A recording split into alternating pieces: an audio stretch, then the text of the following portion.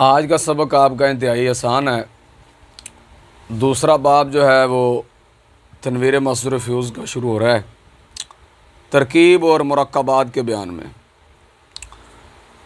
ترکیب اور مرکبات کے بیان میں ترکیب کسے کہتے ہیں، مرکبات یہ جمع مرکب کی، مرکب کسے کہتے ہیں، یہ آج کے سبق میں ہم پڑھیں گے۔ تو ترکیب رکبہ یرکب ترکیباً، یہ باب تفعیل کا مصدر ہے، اس کا معنی ہوتا ہے ملانا اور جوڑنا۔ مختلف کلمات کو آپس میں یا ایک دوسرے کے ساتھ ملانے اور جوڑنے کو ترکیب کہتے ہیں۔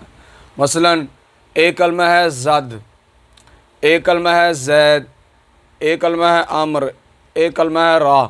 جب ہم نے ان سب کو ملایا، ان سب کو جوڑا اور یوں کہا زد زید امر را، تو ہمارے اس ملانے اور جوڑنے کو ترکیب کہا جائے گا۔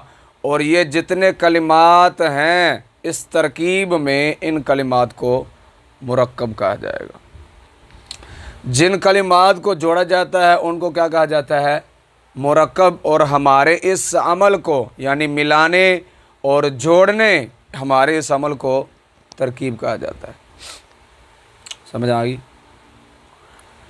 تو یہ جو مرکب ہے نا، مرکب اس کی دو قسمیں ہیں، مرکب مفید اور مرکب غیر مفید۔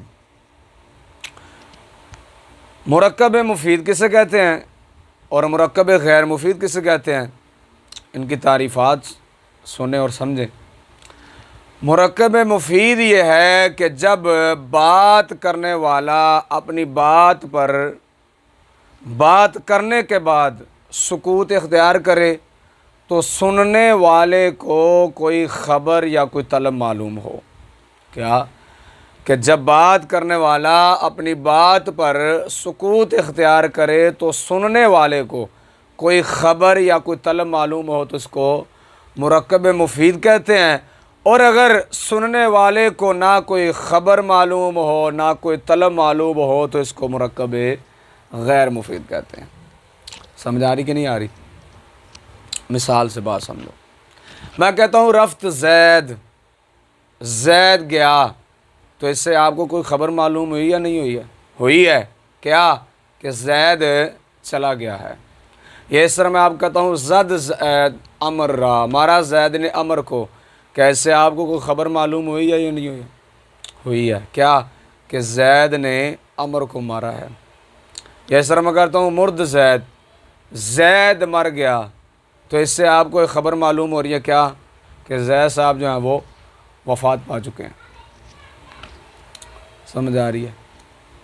یہ اس طرح میں آپ کہتا ہوں آپ بھی دے، پانی دے، تو اس سے آپ کو ایک طلب معلوم ہو رہی ہے کہ متکلم جو ہے وہ مخاطب سے پانی مانگ رہا ہے۔ متکلم جو ہے وہ مخاطب سے پانی مانگ رہا ہے۔ تو یہ مرکب مفید کی مثالیں تھیں۔ مرکب غیر مفید، مثلا میں کہتا ہوں غلام زید، زید کا غلام، اب سارا دن آپ کے سامنے غلام زید کیا جائے، آپ کے پلے کوئی چیز پڑنے والی نہیں ہے، نہ اس سے آپ کو کوئی خبر معلوم ہوگی نہ اس سے آپ کو کوئی طلب معلوم ہوگی۔ یہ اس طرح کہتا ہوں میں نیک مرد، مرد نیک، سارا دن میں کہتا رہوں مرد نیک مرد نیک مرد نیک، تو اس سے بھی آپ کے پلے کوئی چیز نہیں پڑے گی۔ سمجھ آ رہی کہ نہیں آ رہی؟ تو یہ تعریف اور مثالیں تھی کس کی، مرکب مفید اور مرکب غیر مفید کی۔ مرکب مفید جو ہے نا، اس کو مرکب تام بھی کہتے ہیں، اس کو کلام بھی کہتے ہیں، اور اس کو جملہ بھی کہتے ہیں، ٹھیک ہے۔ اور مرکب غیر مفید جو ہے اس کو مرکب ناقص بھی کہتے ہیں، کیا، اور غیر تام بھی کہتے ہیں، ٹھیک ہے۔ آگے پھر اس کی آگے اقسام ہیں، وہ ہم بیان کرتے ہیں۔ اس کی بھی آگے اقسام ہیں جو ہم آگے چل کر آپ کو بیان کریں گے۔ مرکب مفید کو چونکہ جملہ بھی کہتے ہیں، پھر جملے کی آگے دو قسمیں ہیں، کون کون سی؟ جملہ خبریہ اور جملہ انشائیہ۔ اب جملہ خبریہ کسے کہتے ہیں اور جملہ انشائیہ کسے کہتے ہیں؟ جملہ خبریہ وہ ہے کہ جس کے قائل کو سچا یا جھوٹا کہا جا سکے۔ جس کے کہنے والے کو، جس کے بولنے والے کو سچا یا جھوٹا کہا جا سکے، یا دوسرے الفاظ میں یوں کہہ لیں کہ جس جملے میں جھوٹ اور سچ دونوں کا احتمال ہو۔ کیا ہو؟ جس جملے کے اندر جھوٹ کا بھی احتمال ہو اور سچ کا بھی احتمال ہو، اس کو جملہ خبریہ کہا جاتا ہے۔ مثلاً بکر ہمیں کہتا ہے کہ رفت زید، کیا؟ بکر آ کر ہمیں کہتا ہے کہ رفت زید، زید چلا گیا۔ اب یہ جو بکر نے ہمیں جو بات بتائی ہے، اگر یہ بات واقعے کے مطابق ہے کہ واقعتاً ہی زید چلا گیا ہے، زید جا چکا ہے، پھر تو اس کی بات یہ سچی ہے۔ اور اگر واقعتاً زید نہیں گیا، صرف بکر نے آ کر اپنے آپ سے یوں کہہ دیا، تو اس کی یہ بات جھوٹی ہے۔ تو اس جملے میں سچ کا بھی احتمال آ گیا اور جھوٹ کا بھی احتمال آ گیا، لہذا اس کو کیا کہا جائے گا؟ جملہ خبریہ کہا جائے گا۔ یعنی بکر کو ہم سچا بھی کہہ سکتے ہیں اور جھوٹا بھی کہہ سکتے ہیں۔ اس جملے میں سچ کا بھی احتمال ہے اور جھوٹ کا بھی احتمال ہے۔ سمجھ آ گئی کہ نہیں آ گئی؟ یہ کس کی بات تھی؟ جملہ خبریہ کی، کہ جس کے قائل کو سچا یا جھوٹا کہا جا سکے، یا جس جملے میں سچ اور جھوٹ دونوں کا احتمال ہو۔ اس کی آگے پھر دو قسمیں ہیں بھائی، کون کون سی؟ جملہ فعلیہ اور جملہ اسمیہ۔ جملہ فعلیہ وہ ہوتا ہے کہ جس میں فعل اور فاعل یا فعل اور نائب فاعل مل کر بات پوری ہو، یعنی اس میں فعل ہوگا، جملہ فعلیہ، اس میں ایک فعل ہوگا، فاعل ہوگا، یا فاعل کی بجائے نائب فاعل ہوگا۔ جیسے زد زید، مارا زید نے، یہ جملہ فعلیہ ہے، زد فعل ہے، زید فاعل ہے۔ یا نائب فاعل ہوگا، جیسے کشتہ شد زید، مار ڈالا گیا زید، اب کشتہ شد فعل ہے اور زید اس کا نائب فاعل ہے۔ آگے آ گیا جملہ خبریہ کی دوسری قسم، جملہ اسمیہ۔ جملہ اسمیہ وہ ہے جو دو اسموں سے مل کر بنا ہو، جس میں دو اسم مل کر بات پوری ہو۔ اس میں ایک اسم کو مبتدا اور دوسرے کو خبر کہتے ہیں۔ وہ مبتدا خبر کی بات جو آگے تفصیلاً آ رہی ہے۔ جیسے زید نیک اس، زید نیک ہے، زید، اب زید یہ بھی اسم ہے، نیک یہ بھی اسم ہے، ٹھیک ہے؟ تو دو اسموں سے مل کر بات جو ہے وہ پوری ہو رہی ہے، اس میں رابطہ جملہ اسمیہ ہے۔ سمجھ آ رہی کہ نہیں آ رہی؟ جملہ خبریہ کی دو قسمیں ہیں، جملہ فعلیہ، جملہ اسمیہ۔ جملہ فعلیہ میں فعل اور فاعل یا فعل اور نائب فاعل مل کر بات پوری ہوگی، اور جملہ اسمیہ میں دو اسم مل کر بات پوری ہوگی۔ سمجھ آ گئی؟ آگے آتا ہے جملہ انشائیہ۔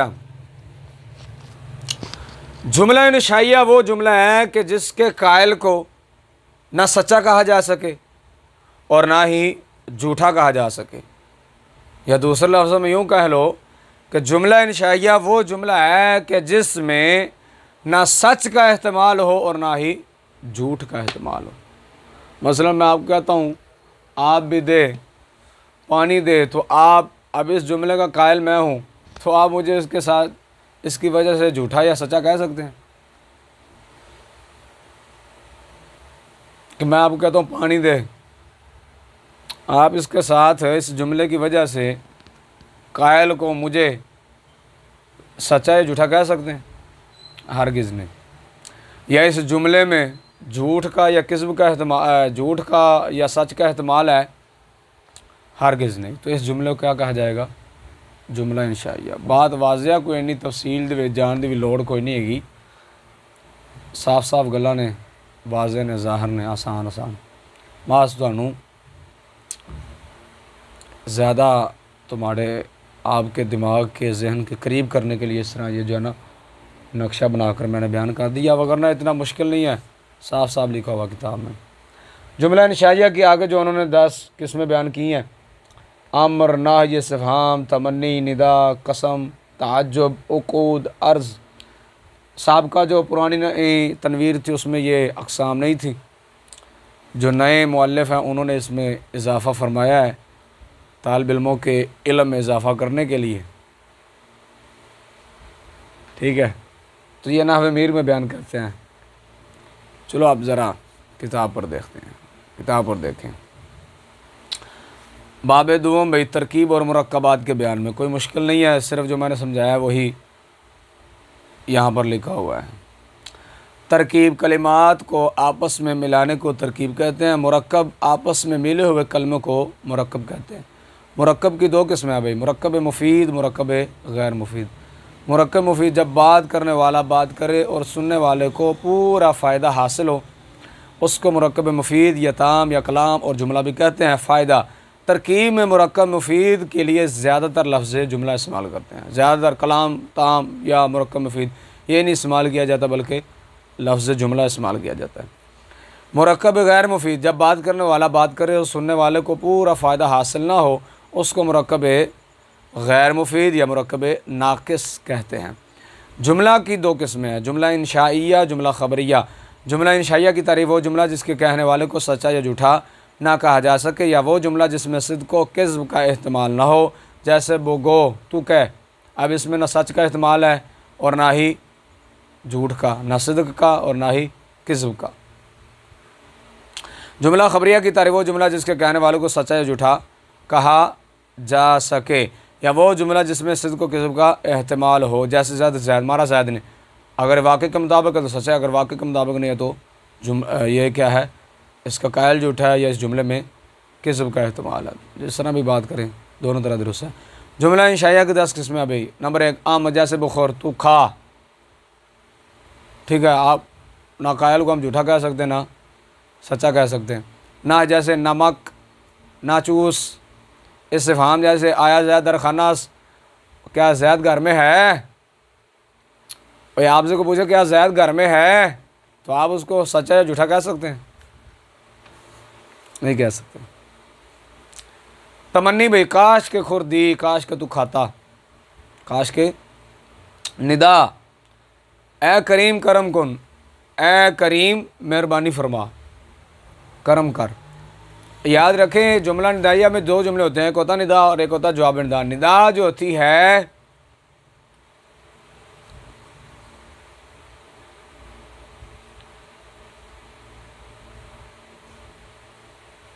وہ ہر حال میں انشاء ہوتی ہے، ندا جو ہوتی ہے وہ ہر حال میں ندا ہوتی ہے، لیکن جو جواب ندا ہے اس کا انشاء ہونا ضروری نہیں ہے، وہ انشاء بھی ہو سکتی ہے اور خبر بھی ہو سکتی ہے۔ چلیں، قسم جیسے بخدا آپ بھی دے، خدا کی قسم پانی دے۔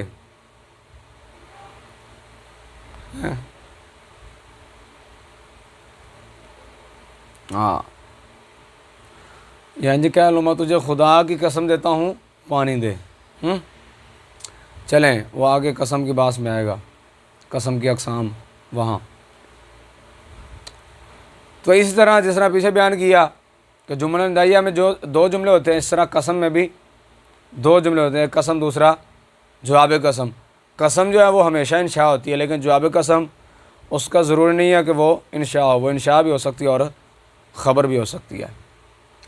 دعا جیسے چشم بد دور باد، بری نظر دور ہو شالا۔ تعجب جیسے چے خوب گفتی، کتنا اچھا کہا تو نے۔ عقود عقد کی جمع ہے، بمانا گرا باندھنا، ٹھیک ہے، جیسے خریدم فروختم، میں نے خریدا میں نے بیچا، ٹھیک ہے۔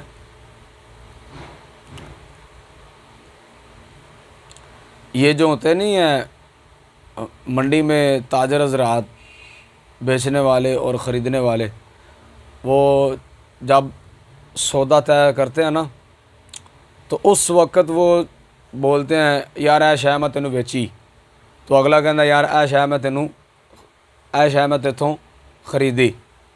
تو اس وقت یہ جو جملے بولتے ہیں نا وہ بظاہر یہ خبر ہیں، خریدم اور فروختم، بظاہر یہ دونوں جملے کیا ہیں، خریدم الگ فروختم الگ، بظاہر یہ خبر ہیں لیکن حقیقتاً کیا ہیں، انشاء ہیں، کیونکہ جس وقت ہم آپس میں کوئی سودا کرتے ہیں، مثلا میں آپ کو کہتا ہوں کہ میں نے آپ کو یہ کتاب بیچی، آپ کہتے ہیں میں نے یہ کتاب خریدی، تو ہم ان اپنے جملوں کے ساتھ، یعنی میں جو کہہ رہا ہوں میں نے آپ کو یہ کتاب بیچی، آپ کہتے ہیں میں نے یہ کتاب خریدی، ہم ان جملوں کے ساتھ سابقہ کسی معاملے کے متعلق خبر نہیں دے رہے بلکہ انشاء کر رہے ہیں۔ کیا کر رہے ہیں؟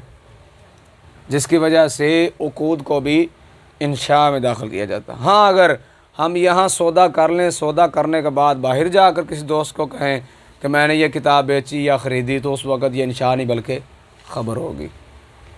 سمجھ آ رہی کہ نہیں آ رہی؟ تو دوران معاملہ جس طرح بے ہو، میں نے بیچا، آپ کہتے ہیں میں نے خریدا، یہ اس طرح زوجین میں جو نکاح کیا جاتا ہے، مرد کہے عورت کو میں نے تو اس سے نکاح کیا، عورت کہے میں نے قبول کیا، تو یہ بھی کیا ہے؟ انشاء ہے۔ وہ سابقہ کسی معاملے کے متعلق خبر نہیں دے رہے ہوتے۔ سمجھ آ رہی کہ نہیں آ رہی؟ چلیں عرض بھائی، جیسے چرا مطالعہ نمے کونی کے سبق آسان شود، اور کیوں مطالعہ نہیں کرتا تو کہ سبق آسان ہو جائے؟ ہیں منہ چک کے وہیں آ جاتے ہو، رات کو دیکھتے نہیں، صبح رات کو مطالعہ نہیں کرتے سبق کا، اور دن میں سبق پڑھنے آ جاتے ہو ویسے ہی، ٹھیک ہے؟ تو پھر آپ کو سبق جو ہے وہ مشکل لگتا ہے۔ بظاہر ہے جب رات کو سبق کا مطالعہ نہیں کریں گے تو جب استاد بیان کرے گا تو سبق کیسے سمجھ آئے گا؟ آئے گا بھی تو ادھورا سمجھ آئے گا۔ ہمیشہ وہی طالب علم سبق کو ساتھ سے آسانی کے ساتھ سمجھتا ہے جو رات کو مطالعہ کرتا ہے اور مطالعہ کر کے استاد کے سبق میں حاضر ہوتا ہے، اور سبق کے بعد پھر تکرار نہیں کرتے۔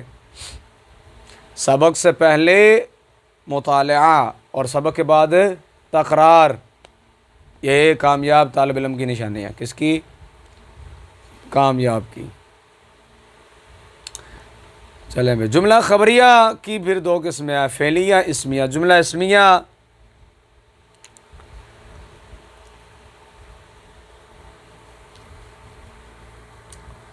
اوپر پہلے بیان کیا، فعلیہ تقسیم کرتے ہوئے جملہ خبریہ کی دو قسمیں، فعلیہ اسمیہ، لیکن جب تعریف کرنے لگے تو پہلے اسمیہ کی بیان فرما رہے ہیں اور بعد میں فعلیہ کی، جو تو اسے کہتے ہیں لف و نشر غیر مرتب،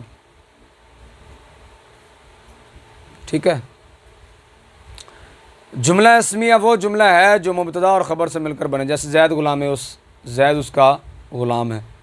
جملہ فعلیہ وہ مرکب ہے جو ایک فعل اور فاعل سے یا نائب فاعل سے مل کر بات پوری ہو، جیسے رفت زید یا زید رفت، دونوں میں رفت فعل اور زید فاعل ہے، اور کشتہ شد زید، زید قتل کیا گیا، کشتہ شد فعل مجہول اور زید نائب فاعل ہے۔ اس پورے سبق میں کوئی بھی بات مشکل نہیں ہے، خلاصتاً پہلے میں نے عرض کر دیا اور بعد میں آپ کے سامنے پڑھ دیا ہے۔